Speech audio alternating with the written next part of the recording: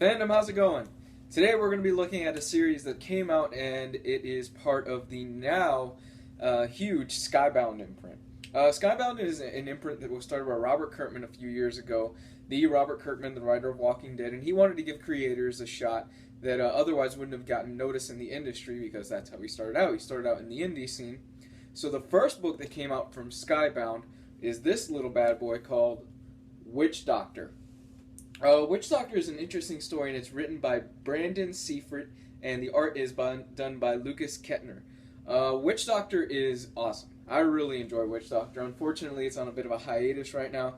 I can't wait for it to come back, but there's 2 volumes out so far, and what you need to know. What you need to know is that Witch Doctor stars the protagonist, Dr. Vincent Monroe, and he is basically the Dr. House for the paranormal. He goes around and he investigates these sort of occult mysteries and these possessions and things like that, and there is a medical sort of side to them, and he goes around and he performs exorcisms, doing it medically. Though there's a reason why this person's possessed, and it's more of a parasite than just like a demon or anything like that. But it is awesome. It's a lot of fun. The art is great in this, and it's a solid read. Now, Dr. Vincent also has this anesthesiologist named Penny.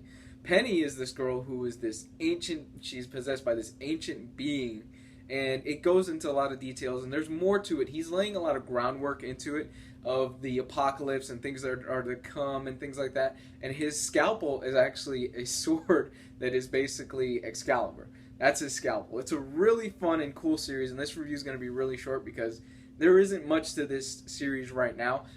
The first few stories, there are a lot of one-and-done stories in here and things like that. One of them that was particularly interesting is the possession of not possession, but a baby is replaced with this, like, demonic bug thing, and it's really creepy. It's really cool. So I'm going to show you the art real quick.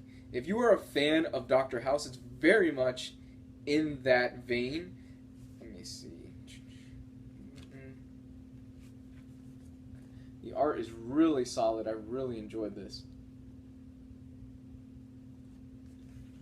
So this is Volume 1. In Volume 1 you get a lot of action into it as well as an introduction into the character. Also, his driver is his medic, basically, is like this ex-army veteran and everything like that. It's really cool. And what's interesting also is that you see the Dr. Vincent, and he's not a perfect character. He does kind of screw up like Dr. House does. He keeps experimenting with things, and he keeps pushing things to the point where it almost backfires on him. Ugh. Also, the writer of this really introduces a lot of really cool concepts with like the weapons and the tools and things like that. Like the umbrella that Dr. Vincent has is like this weird charm thing on it. It's really cool what he does with that in the story. I'm not going to ruin it, but that's Volume 1. Now, Volume 2 that came out just about sometime this year was really interesting because he starts also fleshing out, and the key word here apparently, because I've been using it a lot today, is interesting. Sorry.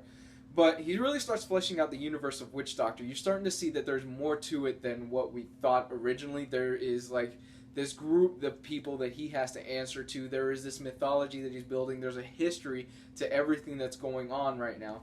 And it's awesome. I really enjoyed Volume 2. I thought it was a more solid read. And you're getting introduced to more side characters and more just disgustingly demonic things. And I love this too. There's a lot of art in the second one. There's sketches.